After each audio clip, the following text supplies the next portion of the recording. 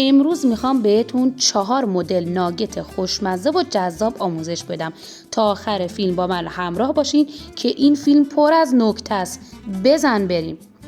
برای شروع کار سینه مرغ و مابقی موادی که داخل کپشن نوشتم رو داخل دستگاه بریزید.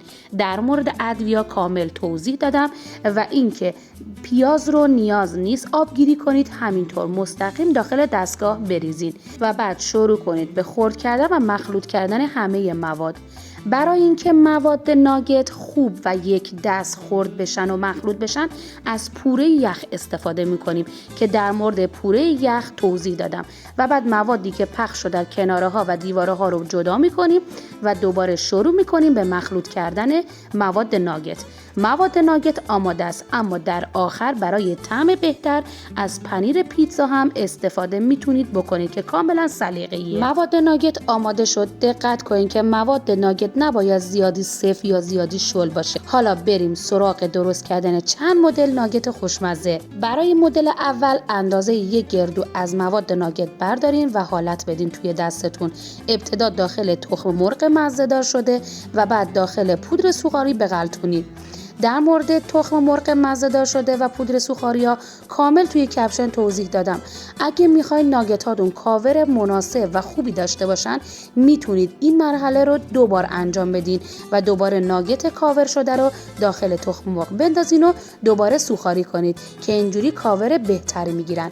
اینم از مدل اول. حالا بریم سراغ مدل دوم. برای مدل دوم مقداری پودر سوغاری داخل سینی بریزین و بعد از مواد ناگتتون به قطر 1 سانت روی اون رو باز کنید و دوباره روی مواد ناگت پودر سوغاری بریزین.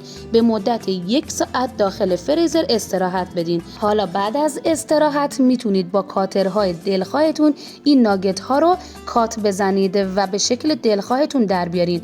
برای کاور بهتر دوباره داخل تخم مرغ و پودر سوغاری میغلطونید. بعد برای اینکه ناگت ها شکل خودشون رو داخل پودر سوغاری از دست میدن میتونید دوباره توی دستتون حالت بدین.